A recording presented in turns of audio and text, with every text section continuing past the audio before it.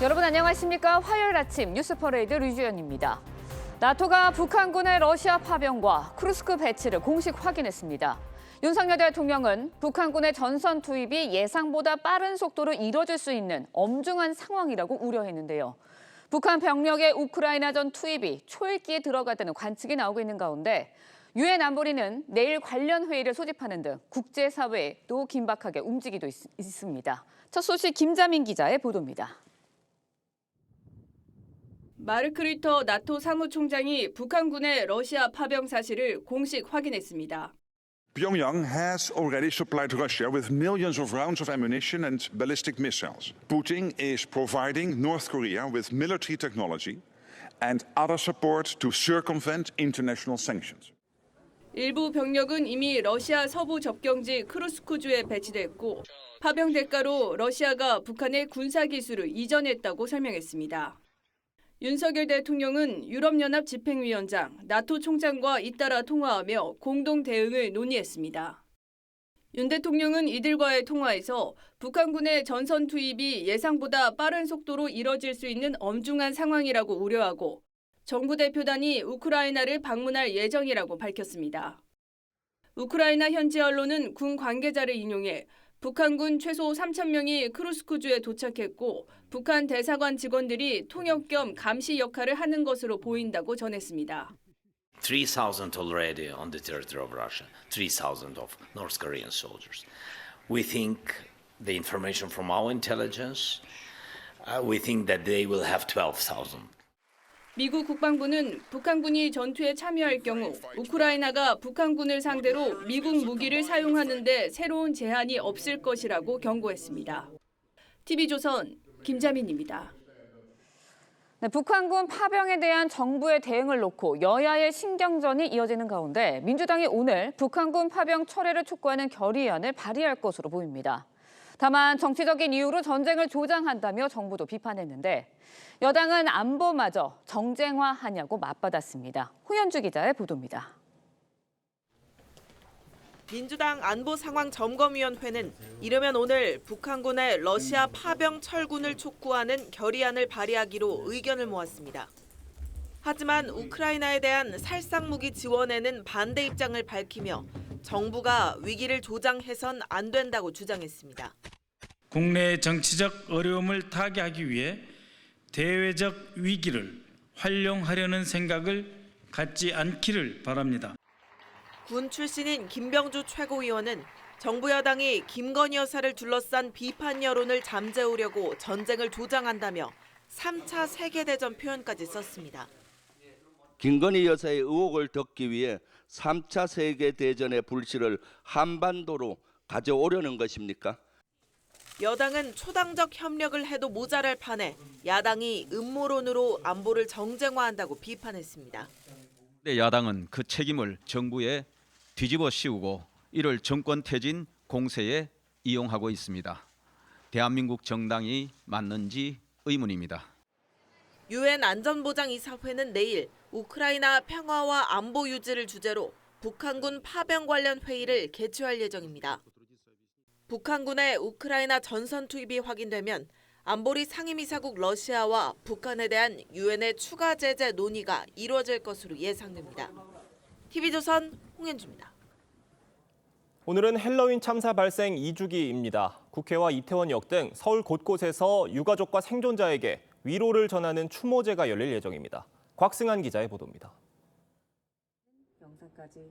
서울 광장에 헬로윈 참사 유가족과 시민들이 모였습니다. 2년이 지났지만 유가족에겐 2년 전 그날 시간이 멈춰 있습니다. 사랑하는 가족의 빈자리는 무엇으로도 채울 수 없는 공허함이었습니다. 언제나 불쑥 문을 열고 들어올 것만 같던 착각 속에 그리움만 더 깊게 가슴을 파고듭니다. 헬로윈 참사 발생 2주년을 맞아 곳곳에서 추모 행사가 진행됩니다. 국회에선 희생자를 추모하고 유가족과 생존 피해자를 위로하는 진실과 기억 추모식이 열립니다. 유가족과 생존자가 참여하고 우원식 국회의장 등 여야 지도부도 참석합니다. 지난해 헬로윈 참사 국정조사 특별위원회가 주최했던 추모제와는 달리 국가기관이 주도하고 국회 주요 인사가 모두 참여하는 추도 행사입니다. 시민들의 추모 행렬도 이어지고 있습니다.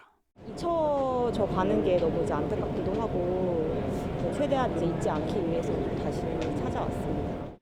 이태원역 1번 출구 앞에선 참사 당일 112 신고가 처음 접수됐던 시각인 오후 6시 34분 추모 메시지를 낭독하는 문화제가 열립니다.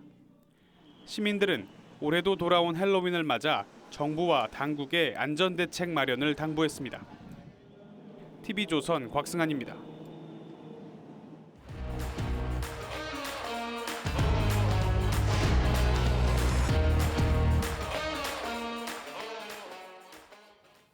정치권 소식 짚어보는 아침의 맞수 시간입니다. 오늘의 정치 맞수 최병묵 정치평론가, 김상일 전 민주당 부대변인 나오셨습니다. 안녕하세요.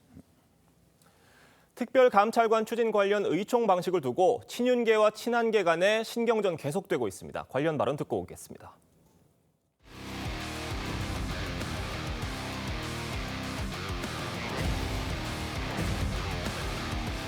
당원과 국민들은 특별감찰관 추천에 대해 우리 의원들이 어떤 주장을 펴는지 알 권리가 있다고 생각을 합니다. 공개 의총을 통해 토론과 표결이 이루어지기를 기대합니다. 국회의원이신가요? 아니잖아요. 네, 말씀은 하실 수 있지만 그것이 여론스럽다가 되는 게 아니고요. 원래 일은 조용하게 하는 겁니다. 최병묵 평론가님, 네. 보신 것처럼 의총 방식을 두고 친한계와 친윤계 간의 입장차가 전혀 좁혀지지 않는 분위기 같은데 친한계에서는 계속 공개 의총 제안한 이유가 뭐라고 보십니까? 그러니까 표대결에 자신 있다 뭐 이런 걸로 보입니다. 예. 왜 그러냐면 이 대통령실 특별감찰관에 대한 지지 여론이 워낙 높다고 이제 예. 본인들은 판단하고 있는 거고요. 자, 그렇다면 이제 국회의원들 중에 국민의힘 국회의원들 중에 혹시 뭐 친윤계가 더 많다 뭐 이럴지 몰라도 네. 그 사람들도 국민 여론을 외면하지 못할 것이다라는 자신감이 있는 것으로 보이는데 이게 약간은 이제 정치공학적으로 보면요. 네. 사실 지금 친한계와 친윤계가 뭐 국민의힘 내부에서 그 비슷하고 상당 정도의 이제 중립적인 의원들이 있는데 네. 자, 이게 그 과연 친한계의 그 예상대로 정말 그 공개 요청이 맞느냐? 뭐 이런 부분 표대결을 했을 때 그 위험성이 없느냐 하는 것들은 굉장히 의문이 많아요.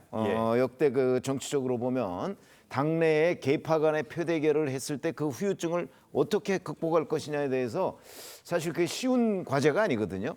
그런 부분을 저는 뭐 김종혁 최고위원이나 이런 사람들이 좀 간과하고 있는 것 아닌가 이런 판단이 들어서 가급적 이런 문제는 꼭 뭐 비공개로 할 것도 아니에요. 예. 그러니까 의총을 하기 전에 문제가 해결되면 좋고 아니면 의총에서도 협의해서 또는 합의에 이르는 과정이 대단히 중요하다. 같은 네. 당이기 때문에 네. 저는 이렇게 생각합니다.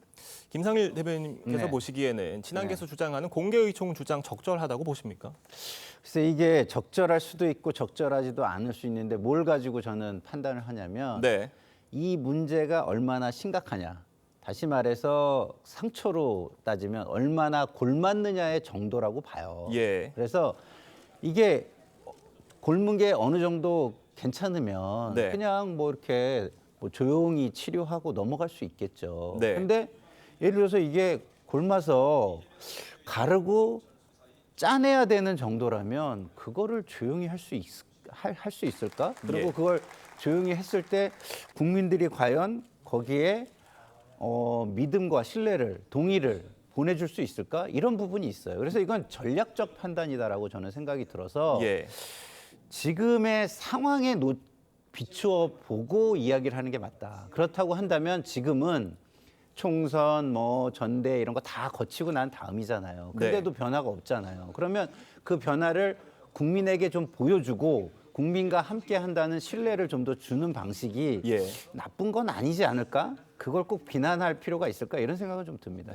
지금 이런 상황들을 한동훈 대표와 추경호 원내대표가 만나서 좀 타협점을 찾으면 좋겠다. 이런 지금 얘기들이 있는데 의총 전에 타협안을 찾을 수가 있을까요? 그 추경호 원내대표가 의원들 그 단체 카톡방에다가 뭐라고 올렸냐면 예. 국정감사가 다 끝나고 의원총회를 열겠다고 했습니다. 예. 자, 국정감사가 다 끝나는 거는 이번 주말입니다. 11월 1일. 아직 시간이 굉장히 많이 있거든요. 네. 그런 점에서 본다면 한동훈 대표와 주공호 원내대표가 이 문제를 가지고 협의할 시간은 충분하다. 그리고 이 쟁점이 뭐 그렇게 그 견해차가 크지도 않아요. 무슨 얘기냐면 특별감찰관에 대해서 윤석열 대통령도 지난 기자회견에서 그 국회에서 추천하면 임명하겠다고 했어요. 네. 근데 이제 문제는 그거를 민주당에서 북한인권재단 이사 추천 문제와 그 지금 국민의힘이 연계하고 있어요. 예. 북한인권재단 이사도 추천해주고 국회에서 특별감찰관도 추천하자, 이거 두 개를 지금 묶어놨는데 네. 뭐 그게 당론은 아니더라도 국민의힘의 입장이거든요. 예. 근데 지금 한동훈 대표는 그걸 풀자는 얘기고 예. 추경호 원내대표는 좀 풀기 어려운 건 아니냐, 뭐 이런 의미입니다. 그래서 이 북한인권재단 이사 추천 문제와 특별감찰관 추천 문제를 연계할 것이냐 아니냐 이 문제예요. 네. 뭐 특별감찰관 자체를 반대하는 게 아니거든요. 예. 그런 점으로 보면 뭐 한 대표하고 추경호 원내대표 간에 제가 보기에는 충분히 그 타협의 여지가 있다.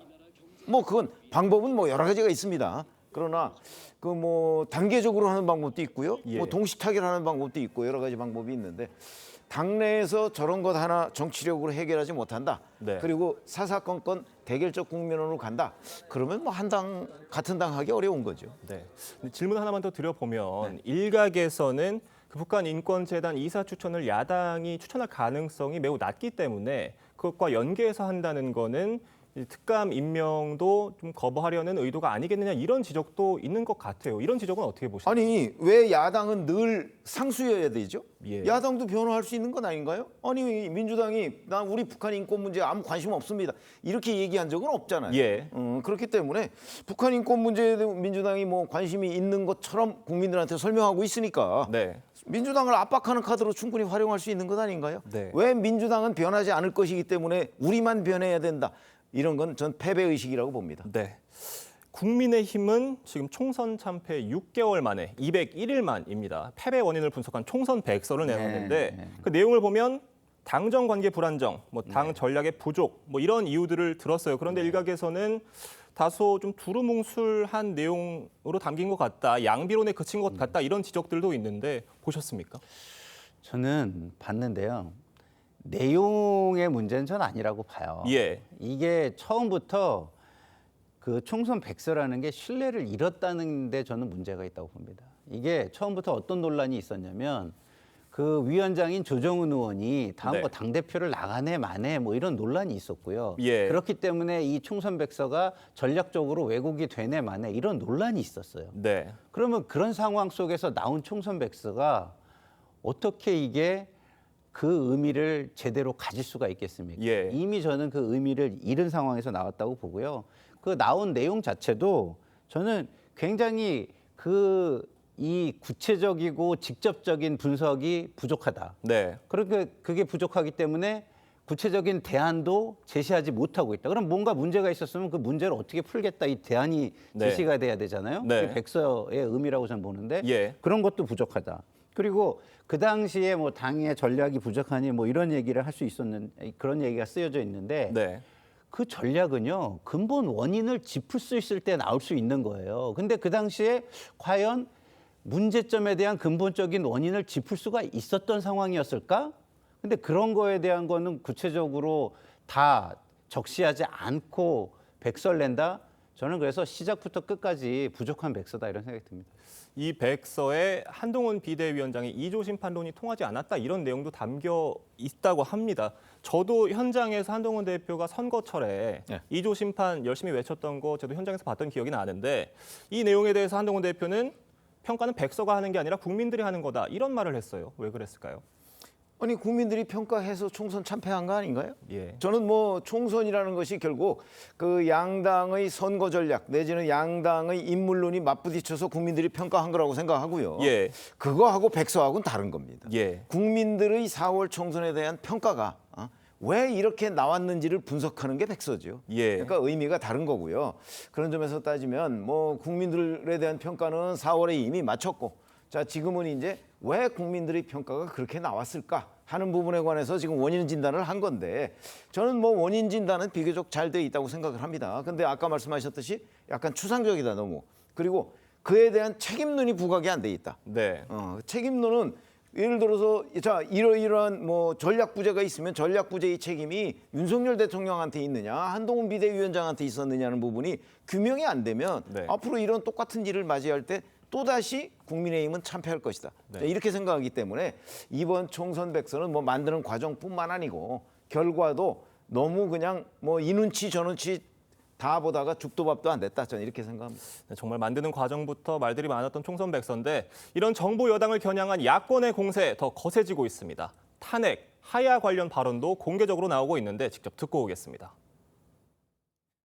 권한을 부인 김건희에게 이양할 정도의 대통령이라면 대통령도 김건희도 하야가 정답입니다. 우리 국민은 이미 윤 대통령을 사실상 탄핵했습니다. 절반 이상 남은 임기를 다 채우라는 것은 국민의 뜻에 반하는 일입니다.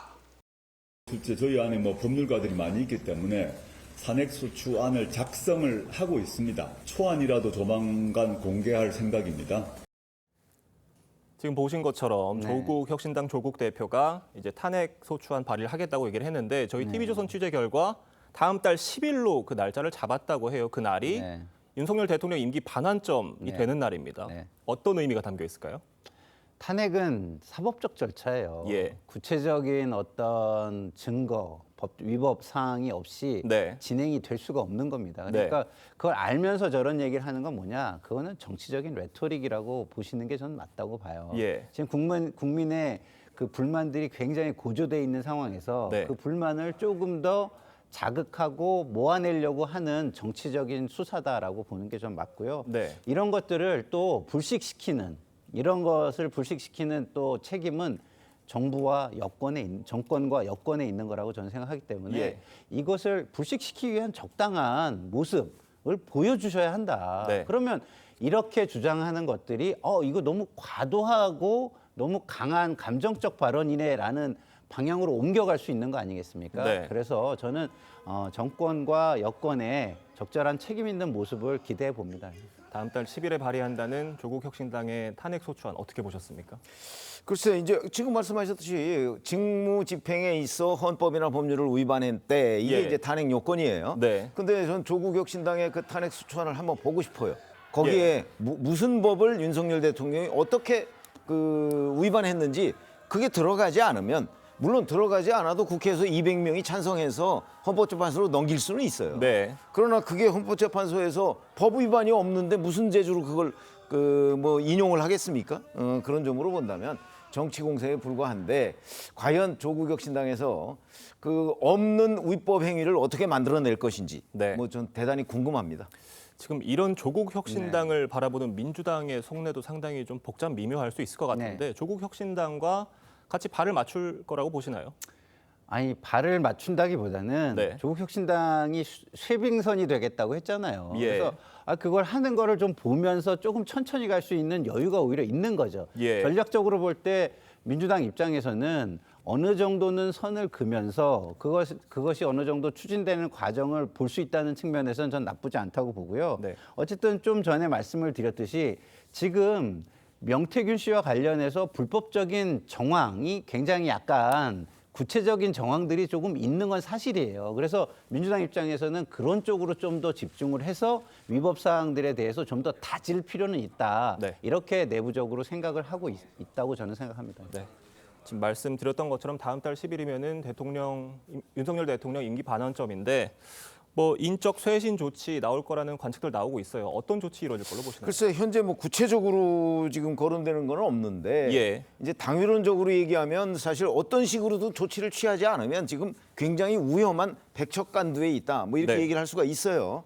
자 그런데 이제 그럼 뭘 내놓을 것이냐 하는 부분도 대략적인 윤곽이 있는데 문제는 우리가 당위론적으로 주장하는 게 문제가 아니고 예. 실제 윤석열 대통령이 그런 조치를 취할 것이냐 안 할 것이냐. 그리고 취했을 때 효과가 어느 정도냐 이런 부분이거든요. 네. 그런데 아직은 그 대통령실에서 인적 쇄신이나 아니면 김건희 여사 문제 처리나 이 부분에 관한 구체적인 그 안을 내놓고 있지는 않은데 네. 제가 알기로는 검토는 여러 가지를 하고 있는 것으로 알고 있습니다. 10일이면 좀 앞으로 한 보름쯤 남아 있죠. 네. 아마 그 동안에 어떤 결론이 좀 나지 않을까 그래서 그런 것들이 이제 효과가 있을 것이냐는 건 별개의 문제로 대통령실은 대통령실대로 임기 반환점에 어떤 카드를 내놓을 가능성은 대단히 높다고 봅니다. 네. 국내 상황도 국내 상황이지만 국제 정세 긴박하게 돌아가고 있습니다. 여야는요, 북한 파병에 대한 정부 대응을 놓고도 연일 공방을 이어가고 있습니다. 한동훈, 이재명 대표 발언 듣고 오시죠.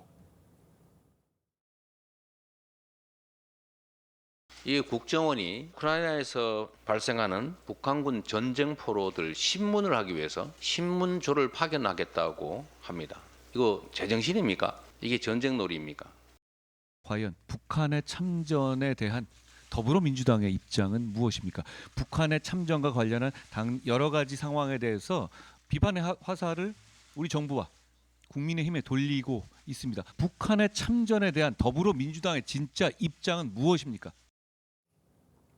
이재명 대표는 전쟁놀이 하는 거 아니냐 이랬고요. 한동훈 대표는 진짜 입장을 밝혀라 이렇게 얘기를 했어요. 양측 입장 어떻게 들으셨습니까? 뭐 양쪽 다 할 수 있는 얘기이긴 하겠죠. 그렇지만 국민의 입장을 한번 저는 봐야 된다고 봐요. 국민이 가장 걱정하는 게 뭘까요? 전쟁 걱정이에요. 우리나라로 이게 번질까 봐도 걱정이 되고 저게 뭐 세계 대전으로 더 커지면 어떻게 될까 이것도 걱정을 합니다. 근데 그런 걱정이 있는 국민에게 굳이 정부가 뭐 이런 것들을 한다 저런 것들을 한다 이렇게 저는 이야기할 필요가 전 없다고 봅니다. 조용히 하면 돼요. 만약에 필요한 게 있다면. 그렇잖아요? 국민들이 알아서 어떤 한반도의 어떤 긴장감이 높아지고 국민들의 불안이 조성된다면 정부 입장에서 좋을 게 뭐가 있겠어요. 물론 민주당이 북한이 파병하는 거에 대해서 비판을 뭐 할 수도 있겠죠. 근데 야당이 그걸 지금 외교적인 부분인데 안보적인 부분인데 비판하는 게 뭐 그렇게 또 효과가 있겠어요.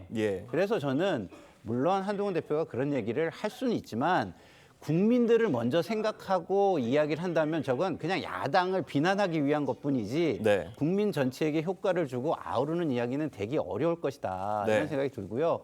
이재명 대표도 국민이 걱정하는 거를 대신 얘기해 준다는 차원에서 하려면 조금 더 언어를 절제할 필요는 있다 이런 생각이 듭니다. 민주당에서는 우크라이나 전쟁을 두고 남의 나라 전쟁이다 이런 얘기도 나왔는데 어떻게 들으셨습니까? 아니 사실은 남의 나라 전쟁이 있죠. 그런데 그 남의 나라 전쟁에 바로 우리의 그 적국이라고 할 수 있는 북한이 지금 개입을 하고 있잖아요. 그러면 이 남의 나라 전쟁을 지금 우리의 위협으로 끌고 온 게 우리 한국입니까? 아니면 북한입니까? 지금 민주당이 노리고 있는 공격 포인트가 어디 있죠? 북한이잖아요. 북한은 6.25 이후에 지금까지 단 한 번도 실전에 참여해 본 적이 없어요. 그래서 제가 보기에는 북한이 이런 그 러시아와 우크라이나 간의 이 실전에 가서 그 어떤 일종의 뭐 현대전의 기법 뭐 이런 것들을 좀 습득을 하겠다. 경험을 쌓겠다. 뭐 이런 걸로 보이거든요. 그 경험을 왜 쌓을까요? 뭐 북한이 뭐 자체적으로 뭘 다른 걸 하기 위해서 하나요? 결국은 남한과의 어떤 긴장 고조 내지는 남한의 뭐 아직까지 뭐 적화야욕을 안 버렸다고 하니까 뭐 그런 부분을 가지고 뭔가 빌드업을 하기 위한 과정 아니겠어요? 그럼 우리의 직접적인 위협이 될 텐데 그거를 우리가 그럼 가만히 손 놓고 보고 있어야 되나요? 그게 정부의 책임입니까? 저는 적극적으로 대응하되 우리가 뭐 무슨 참전을 한다든가 그런 방향은 아니고 뭐 나토나 유엔이나 이런 어떤 집단적인 대응 여기에 지금 우리가 그 보조를 취하는 거 아니겠어요? 저는 이게 맞는 방향이라고 봅니다. 이런 상황에서 지금 한기호 의원과 신원식 국가안보실장 간 문자가 언론에 노출이 됐잖아요. 이제 그걸 가지고 김민석 최고위원이 계엄 예비 음모다. 사실 비슷한 주장을 앞서서도 했었던 것 같고요. 왜 계속 이런 주장하는 걸로 보십니까? 본인이 계엄 이야기를 한 게 큰 효과를 못 보고 오히려 비판을 받았잖아요. 그렇기 때문에 그거에 대한 보상 심리가 저는 작동하는 것 같은데 자기 개인적 보상 심리로 저렇게 중요한 사안을 저는 오히려 물타기를 하면 안 된다고 봅니다. 왜? 국민적인 아까 제가 말씀드렸듯이 우려가 있어요. 이게 세계의 전쟁이 우리에게 경제로든 아니면 안전에든 어떻게 영향을 미칠까 이런 걱정이 있는 상황입니다. 그러면 그 걱정을 대신해주는 야당 의원의 모습을 보여야지 자기 이익을 위해서 그런 것들을 좀 더 자극하거나 이런 방식으로 하는 거는 저는 맞지 않다고 봐요. 아까도 제가 말씀드렸듯이 정권과 여권도 적극적 대응을 하되 조용히 하고 실리적으로 하는 게 저는 중요하다고 말씀을 드렸는데 야당도 저는 마찬가지라고 봅니다. 이거는요, 그냥 국내 정치 상황만 연계돼 있는 게 아니에요. 지금 국민들이 걱정하는 부분, 굉장히 실질적으로 걱정하는 부분도 관련돼 있는 겁니다. 그런 것들을 최소화하면서 말할 수 있는 절제된 모습, 그 어른스러운 모습, 지도자다운 모습, 이런 게 좀 필요한 거 아닌가 싶습니다. 최병묵 평론가님은 김민석 최고위원의 계엄 예비 음모 어떻게 평가하고 계십니까? 아니 뭐 이번에 얘기한 게 처음이 아니죠. 예. 뭐 계속해서 계엄 음모론을 얘기하는데요. 네. 사실 계엄도 그 계엄에 대한 법적 요건이 있고요. 계엄법이라는 법이 별도로 있습니다. 더군다나 계엄을 발동을 하면요, 국회의 승인을 받지 못하면 곧바로 계엄을 해제해야 됩니다. 뭐 국회가 권한을 가지고 있는 거는 사실상 마찬가지예요. 네. 그러면 계엄 음모라는 거는 결국 민주당이 그럼 계엄에 뭐 동의를 하겠다는 뜻인가? 뭐 저는 이런 황당한 어떤 도돌이 표식 의문에 들어갑니다. 그래서 좀 법을 알고 헌법과 계엄법에 나와 있는 계엄의 요건, 계엄 해제 요건 이런 걸 안다면 저런 음모론이 국민들한테 먹히지 않을 것이다라는 것도 저는 충분히 알 수 있는데 왜 그럴까? 아마 본인의 어떤 뭐 장차 정치적 미래 뭐 이런 거에 따른 뭐 일종의 매명 뭐 이런 거하고 관련이 있지 않나 의문이 들 정도로 황당한 음모론에 불과하다 싶습니다. 네, 계속되는 안보 정쟁화에 국민들 불안이 클 것 같습니다. 두 분 말씀은 여기까지 듣겠습니다. 감사합니다. 중국에서 우리 교민이 체포돼 구속됐습니다. 현지 반도체 업체에서 근무하며 관련 정보를 한국으로 유출한 혐의를 받는 것으로 알려졌는데 지난해 7월 반간첩법 개정안이 시행된 이후 한국인이 구속된 첫 사례입니다. 변정현 기자입니다. 중국은 지난해 7월 간첩 행위를 넓게 해석하는 반간첩법 개정안을 시행했습니다. 간첩 행위 규정을 기존의 국가 기밀 정보를 빼돌리는 행위에서 국가 안보와 이익에 관한 문건이나 자료를 찾아보거나 제공하는 행위로 모호하게 바꾼 겁니다. 당시 중국은 국가 안보를 위한 조치라고 주장했습니다. 只要是依法依规、合法合规，就没有什么可担心的。 모호한 기준 탓에 우리 정부는 관광객과 유학생 등에 주의를 당부해왔습니다. 그런데 5월 우리 교민이 중국에서 간첩 혐의로 체포돼 구금된 것으로 파악됐습니다. 조선일보 등에 따르면 구금된 교민은 중국에서 반도체 관련 회사에 다니던 50대 A씨로 지난해 12월 간첩 혐의로 체포돼 조사받던 중 구속됐습니다. 반간첩법 개정안이 시행된 이후 우리 국민이 구속된 첫 사례입니다. 중국 허페이시 국가안전국은 A씨가 중국 최대 메모리 기업인 창신메모리에 근무할 당시 반도체 관련 정보를 한국으로 유출했다고 의심하는 것으로 알려졌습니다. A씨 측은 중국에서 반도체 핵심 기술에 접근할 권한이 없었다고 반박하고 있습니다. A씨가 재판에서 실형을 선고받으면 한국인이 반간첩법으로 처벌받는 첫 사례가 될 수 있습니다. TV조선 변정현입니다.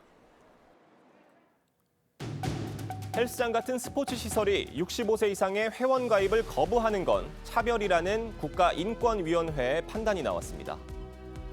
68세 A씨, 1월 한 스포츠 센터를 찾아가 회원 가입을 신청했는데 65세가 넘어서 안 된다는 답변을 들었습니다. 고령자는 안전사고 위험이 많다는 게 이유였습니다. 아래쪽에 수영장인데 계단으로 돼 있어요. 예배 없이 내려가시면 위험한 내 안전 문제 때문에 그런 근데 여러 위험 요소가 많지. 나이가 많다는 이유로 스포츠센터 등록조차 못하는 일이 서울 강남에서 벌어진 건데 A씨는 차별이라며 국가인권위원회에 진정서를 접수했고 인권위는 불합리한 차별이라며 해당 센터의 규정을 바꾸라고 권고했습니다. 스포츠시설 안전사고 발생률이 반드시 나이에 비례한다고 볼 수 없고 안전시설과 인력을 충원하려는 노력이 먼저라는 겁니다. 64세 이전에 가입한 회원은 65세 이상이 되더라도 회원 자격을 유지하고 있다는 점도 근거로 들었습니다. 국민 5명 가운데 1명은 65세 이상인 고령화 시대, 불합리한 차별을 막을 입법 조치가 필요하다는 지적도 나옵니다. 황병준의 앵커 리포트였습니다.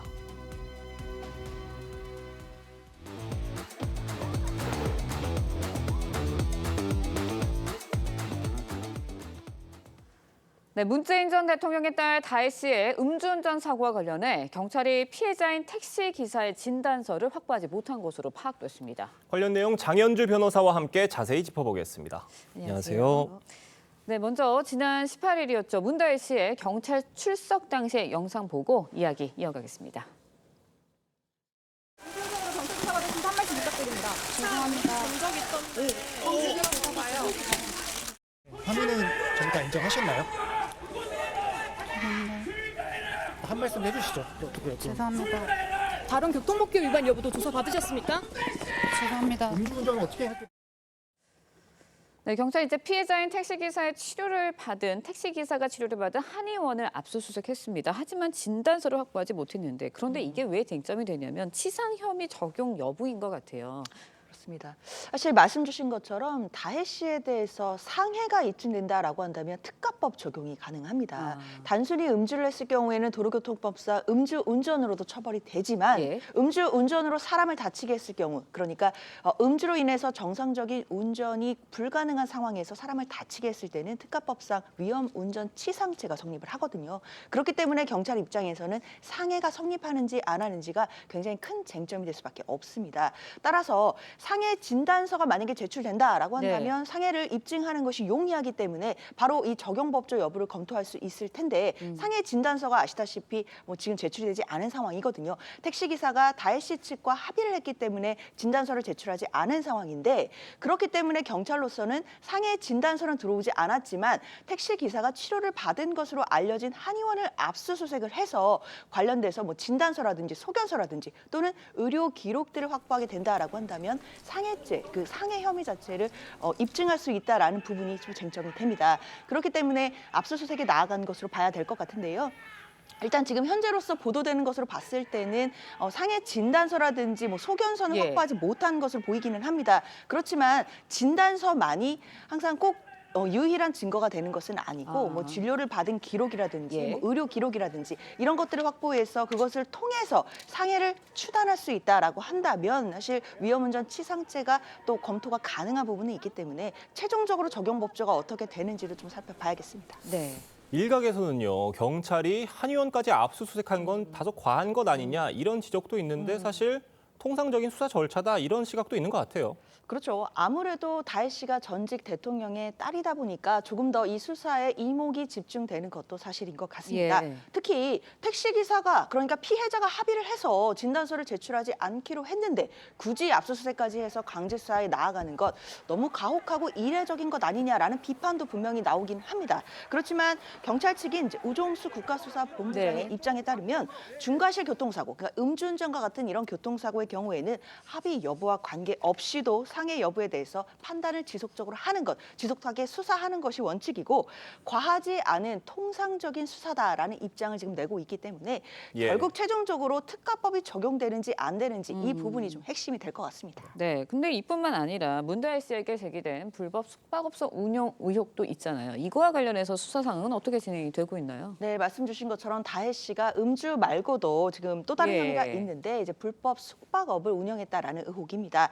관련해서 우종수 본부장은 이런 의혹에 대해서 영등포구의 그 다혜 씨 소유 오피스텔의 CCTV 영상을 확보했다라고 지금 전하고 있거든요. CCTV 영상이 중요한 것이 이 영상을 분석해 본다라고 한다면 결국 실제로 투숙객이 왔었는지 여부, 그리고 다혜 씨가 이 오피스텔을 숙박업소로 활용했는지 여부들을 확인할 수 있기 때문입니다. 이런 부분들이 만약 확인이 된다라고 한다면 정식으로 입건할지 여부를 결정할 수 있다라는 것이 경찰의 입장인데 아직은 정식 입건 전인 내사 단계이기 때문에 앞으로 이 영상을 분석한 이후에 정식으로 피의자로 전환이 될지 이 부분도 또 중요한 포인트가 되겠습니다. 문다혜 씨에 대한 여러 가지 경찰 수사 지켜봐야 될 것 같고요. 다음 이야기 해보겠습니다. 최근 경기 남양주시의 한 금은방에서 금팔찌를 훔쳐간 남성이 시민들의 도움으로 빠르게 경찰에 검거가 됐어요. 택시기사의 역할이 결정적이었다고 해요. 네, 이 영상 보신 분도 좀 계실 것 같은데요. 이게 경찰청 공식 유튜브 채널에 올라온 영상입니다. 그러니까 제목이 용감한 시민 등장, 3,500만 원 빼서 도망가는 거 이런 겁니다. 지금 보시면 저 팔찌가 들어있는 걸 들고 바로 하얀 옷 입은 남성이 도주를 하거든요. 금은방에 가서 남양주시의 금은방이었는데 가서 3,500만 원 상당의 팔찌를 보다가 이것을 그냥 들고 전력질주로 도망가는 모습이었습니다. 정말 순식간에 벌어진 모습이었는데 이때 사실 금은방 업주와 직원 그리고 맞은편에 있던 택시 기사까지 추격에 나섰고 얼마 못 가서 이 남성은 붙잡혔지만 팔찌를 돌려주고 다시 또 도주를 했었거든요. 그런데 저렇게 경찰을 마주쳤고 이때 또 택시 기사가 기지를 발휘해서 네. 저 사람이 범인이다라고 가르쳐 준 겁니다. 그래서 경찰이 바로 저 사람을 현장에서 검거할 수 있었고 또 다른 공범이 있었다라는 사실까지 파악을 해서 추가로 공범까지 검거를 했습니다. 네, 정말 택시 기사가 이번 사건의 수은갑이지 않나 이런 생각이 드는데 범인들을 붙잡고 봤더니 모두 10대들이었다고 해요. 이거 근데 미성년자면 처벌을 받을 수 있는 건가요? 일단 지금 미성년자이지만 이 미성년자가 촉법소년에 해당되는지까지는 확인은 되지는 않습니다. 아시다시피 예. 촉법소년은 10세 이상 14세 미만 소년들을 말하거든요. 이런 경우에는 형사처벌은 어렵고 소년보호 재판을 받게 되는데 만약에 촉법소년이 아니라 14세 이상이라면 미성년자라고 하더라도 형사처벌 당연히 가능합니다. 네. 그렇기 때문에 이번 경우 같은 경우에는 촉법소년인지 아닌지에 따라 그 절차는 조금은 달라지겠지만 사실 금은방에 가서 공범들과 함께했다라고 한다면 특수절도 혐의이기 때문에 사실 중한 처벌은 면치 못할 것으로 보입니다. 네. 참 이번 사건처럼 시민들이 용감한 행동을 보여줄 때마다 많은 분들에게 귀감이 되는 것 같아요. 그렇습니다. 저도 사실 저 영상을 보고 참으로 놀랐고 그 네. 용감한 시민들이 정말 용감하다 예. 생각한 것이 네. 저라면 저 장면에서 저렇게 할 수 있을까? 예. 사실은 자신은 없었거든요. 네티즌들도 마찬가지 반응 보였습니다. 아직 대한민국 살만하다, 살아있다 이런 반응도 있었고요. 예. 시민과 경찰들의 빠른 대처로 이렇게 공범을 잡을 수 있었기 때문에 용감한 시민상 줘야 된다 이런 반응도 있었습니다. 네, 좀 마음 한켠 따뜻해지는 소식이 아니었나라는 생각도 드는데요. 다음 이야기도 짚어보도록 하겠습니다. 서울의 한 아파트가 2015년에 준공을 했는데 지금까지 그러니까 9년째 미등기 상태인 것으로 알려졌습니다. 그런데 이게 한 명이 동의를 구하지 못해서 이런 상태가 발생을 했다고 하는데 이럴 수가 있는 건가요? 이게 어떤 사연이에요? 진짜 있는 사연입니다. 예. 준공이 9년이나 지난 서울 도심의 아파트거든요.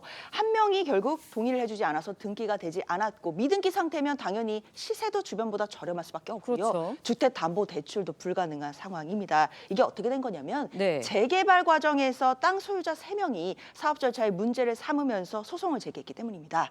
그런데 그 3명 중에 2명은 결국 마포구청에서 중재를 해서 보상금을 받고 이제 중재하고 협의를 해서 동의를 해준 상황인데요. 아직까지 한 명은 협의를 해주지 않았고 결국에는 서울시에 이제 도움을 요청한 상황입니다. 그래서 수용 재결 절차로 넘어갈 것으로 보이는데요. 이 수용 재결 절차에서도 동의하지 않는다라고 한다면 결국 행정소송까지 가야 되기 때문에 결국 한 명이 동의해주지 않는 것으로 인해 1164가구가 지금 현재 등기를 제대로 하지 못하는 그런 상황에 처했다라고 보시면 되겠습니다. 네. 비슷한 사례 같은데 최근 한 생활형 숙박시설에서도 한 명이 반대해서 건물 용도 변경에 어려움이 있었다고 해요. 어떤 사연인가요? 맞습니다. 앞서 말씀드린 사연은 아파트가 등기가 안 된 사연이었는데 이번은 용도 변경 건입니다. 그러니까 이제 서울에 생활형 숙박 시설이 있었는데요. 오피스텔로 용도 변경을 하려고 했는데 결국 지난 25일에 오피스텔로 전환이 되긴 했습니다. 정말 우여곡절 많았는데요. 왜냐하면 용도 변경을 위해서는 소유자 전원이 동의를 해야 되는데 여기서도 한 명이 반대를 했기 때문에 네. 용도 변경 절차가 굉장히 어려웠습니다.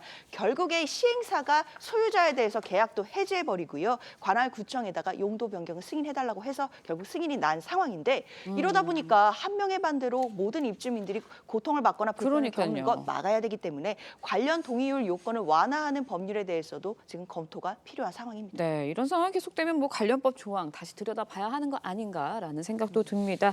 장현주 변호사였습니다. 오늘 말씀 여기까지 듣겠습니다. 고맙습니다.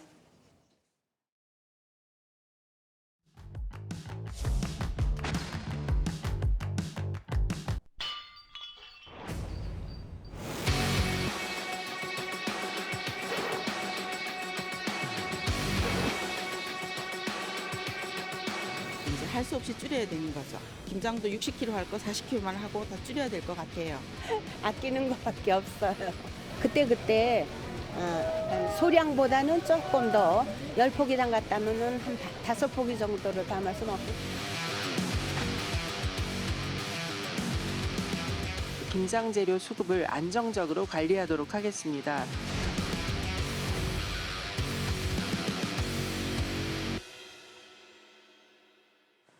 네, 보신 것처럼 김장철을 앞두고 배춧값 크게 오르면서 정부가 김장 재료 수급 안정 대책을 발표했습니다. 송미령 농림축산식품부 장관과 함께 먹거리 주요 현안들 자세히 짚어보도록 하겠습니다. 안녕하세요. 안녕하세요. 네, 장관님, 네. 저희 뉴스퍼레이드 처음 출연하시는 것 네, 같은데 그렇습니다. 네, 요즘 매일같이 배춧값 점검하고 계실 것 같아요. 네. 배춧값 좀 내려갔나요? 네, 많이 내려갔습니다. 9월 중순에 도매 가격이 예. 9,500원까지 가서 굉장히 국민들이 걱정을 많이 하셨거든요. 그렇죠. 근데 이제 10월 중순부터는 서서히 내려가기 시작해서 예. 최근에는 도매 가격이 3,000원대에서 왔다 갔다 하고 있습니다. 그래서 그 소매 가격이 근데 아직은 그렇죠. 좀 체감하시기에 6,000원대이거든요. 그렇죠. 소매 그래요? 가격이. 예. 그러니까 좀 비싸다 생각하실 수 있는데 그 잘 아시는 것처럼 배추 같은 이런 채소류는 매일매일 시세가 달라지고요. 그러니까요. 또 판매처가 어디냐에 따라서도 그렇죠. 가격이 차이가 있습니다. 그래서 도매 가격이 3,000원대 됐다 생각하시고 네.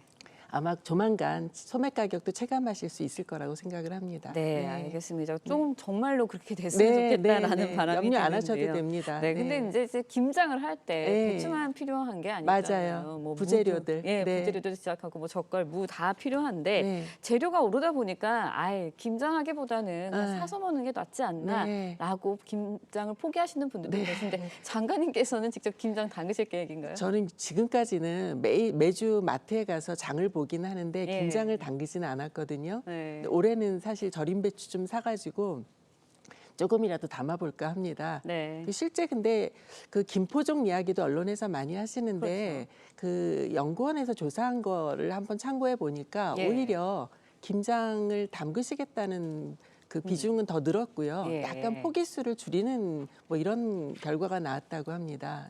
예, 지금 나오고 있네요. 아, 그렇게. 그렇군요. 예, 네, 예, 네, 알겠습니다. 네. 그래서 김포족은 네. 그 말하자면 좀 김치가 우리 배추가 비쌌을 때 좀 그 신조어로 재미있게 이렇게 말씀하시는 것이고 김장 포기 안 하셔도 괜찮습니다. 네, 올해 뭐 김장 포기 안 하셔도 김장 네, 담글 수 네. 있다 이런 말씀 해주신 것 그럼요. 같은데, 네.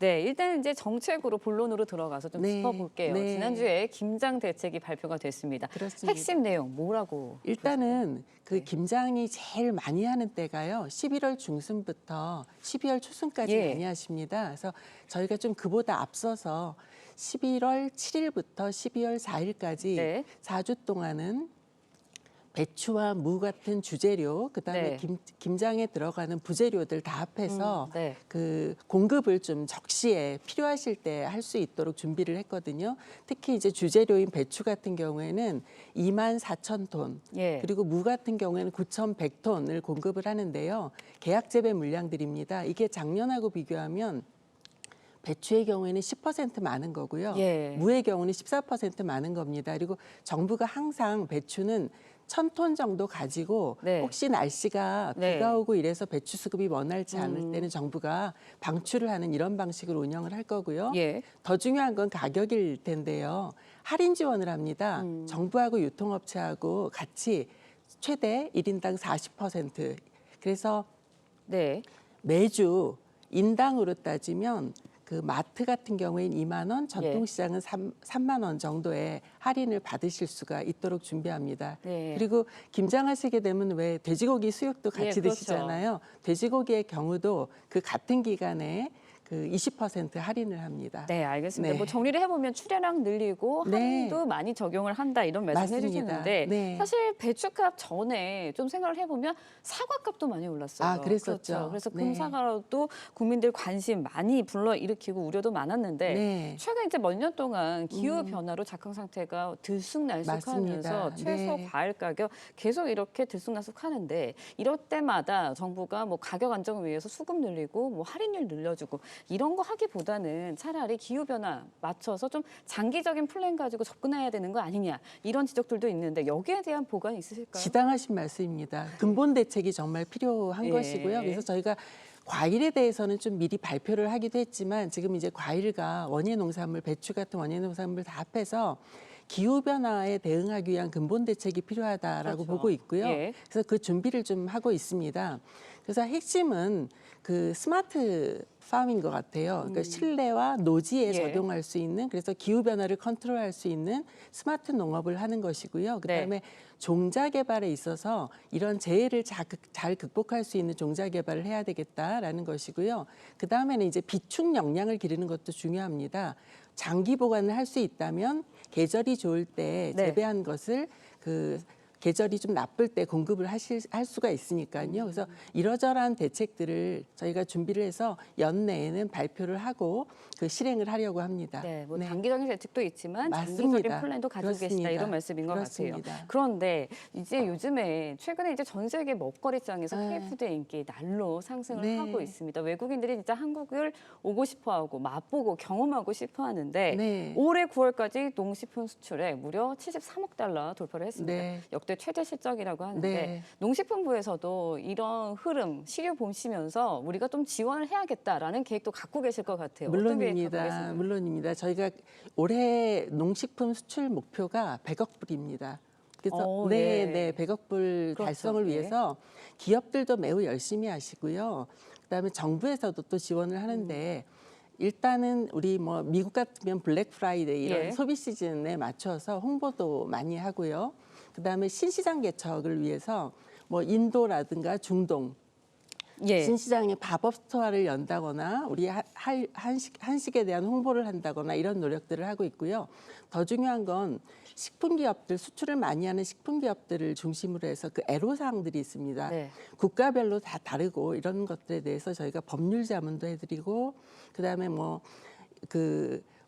할랄 식품 같은 것들은 그런 비검역 분야에 이런 지원도 해드리고 갖가지 노력을 하고 있습니다. 네, 알겠습니다.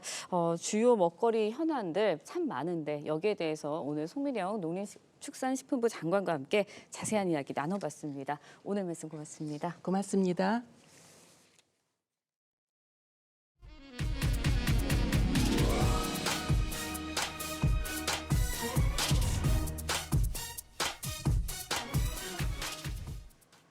프로야구 기아 타이거즈가 삼성을 꺾고 2024 한국 시리즈에서 우승을 차지했습니다. 해태의 타이거즈 시설을 포함해서 팀 통산 12번째 우승이었는데요. MVP는 한국 시리즈 내내 맹타를 휘두른 김선빈이 차지했고 홈구장 광주에서는 37년 만에 우승 세리머니가 펼쳐졌습니다. 구민성 기자의 보도입니다. 기아 마무리 정혜영의 강한 직구에 헛스윙. 삼진아웃으로 삼성의 27번째 아웃카운트가 결정나자 투수 정혜영과 포수 김태군이 주먹을 불끈 쥐고 서로를 얼싸안으며 기뻐합니다. 기아 타이거즈가 통산 12번째 우승을 일궈냈습니다. 기아는 시리즈 전적 3승 1패 상황에서 나선 5차전에서 선발 양현종이 홈런 2개를 허용하며 초반을 버티지 못했지만 최영우의 홈런으로 추격의 불씨를 당겼고 상대 폭투로 동점, 김태군의 내야 안타로 기어코 역전을 만들어냈습니다. 5차전을 7대5로 승리한 기아는 시리즈 전적 4승 1패로 염원하던 우승 트로피를 들어올렸습니다. 한국 시리즈 MVP는 시리즈 내내 맹타를 터뜨린 김선빈이 차지했습니다. 행복하시죠? 저도 행복합니다. 기아 이범호 감독은 데뷔 첫 해 정규 시즌 우승, 한국 시리즈 우승의 쾌거를 달성했습니다. 80년대생 감독이 우승을 일궈낸 건 이범호 감독이 처음입니다. 이렇게 명문 구단에 감독을 시켜주셔서 너무 감사드리고 너무나도 멋진 광주에서 이렇게 첫 번째 우승을 할 수 있어서 무한한 영광이라고. 기아가 홈인 광주에서 우승 세러머니를 한 건 무려 37년 만입니다. TV조선 구민성입니다. 네, 렌즈에 담긴 그 순간 그 의미를 짚어보는 시간이죠. 사진 기자가 선택한 아침의 한 장입니다. 오늘은 조선일보 사진부 이태경 기자와 함께합니다. 안녕하세요. 오늘 아침에 볼 사진 어떤 건가요? 네, 할로윈을 며칠 앞두고 있는데요. 할로윈 하면 호박을 빼놓을 수 없습니다. 현장 모습 사진으로 만나보겠습니다. 이 가을 호박들의 쓰임은 다양합니다. 사람들이 열심히 커다란 호박의 속을 파내는데요. 이 호박으로 배를 만들어 해적선 경주를 벌입니다. 각각의 개성으로 꾸민 호박 해적선의 모습에 눈길이 모아집니다. 네, 호박으로 배를 만들다니 참 신선한데요. 호박을 먹지는 않나요? 네, 물론 호박을 먹기도 합니다. 호박하면 호박파이도 빼놓을 수 없는데요. 캐나다에서는 호박파이 먹기 대회가 열렸습니다. 참가자들은 5분 동안 손을 사용하지 않고 2파운드의 파이를 최대한 많이 먹어야 합니다. 커다란 호박에 조각을 하는 사람들의 모습도 보이고요. 독일에서는 호박으로 만든 작품 전시도 진행됐습니다. 네, 정말 호박의 계절이라는 생각이 들 만한 사진들이었던 것 같습니다. 지금까지 아침의 한 장이었습니다. 오늘 전국의 하늘빛이 흐리겠습니다. 현재 제주도는 비가 내리고 있는데요. 오늘 오후까지 5에서 20mm의 비가 더 내리겠습니다. 오늘 아침까지는 강원 산지에 가시거리 200m 미만의 짙은 안개가 끼겠고요. 또 남해안과 제주에는 바람이 강하게 불겠습니다. 오늘 중부지방 한낮 기온은 서울과 춘천 18도, 대전 20도 예상되고요. 남부지방은 어제보다 기온이 올라 대구 20도, 제주 23도로 비교적 포근하겠습니다. 오늘까지는 흐리겠지만 내일부터는 다시 맑은 하늘이 드러나면서 서울의 낮 기온 20도를 웃돌겠는데요. 이번 주는 예년 이맘때보다 기온이 높겠지만 다음 주 월요일부터 기온이 뚝 떨어지며 쌀쌀해지겠습니다. 오늘의 날씨 이나일입니다.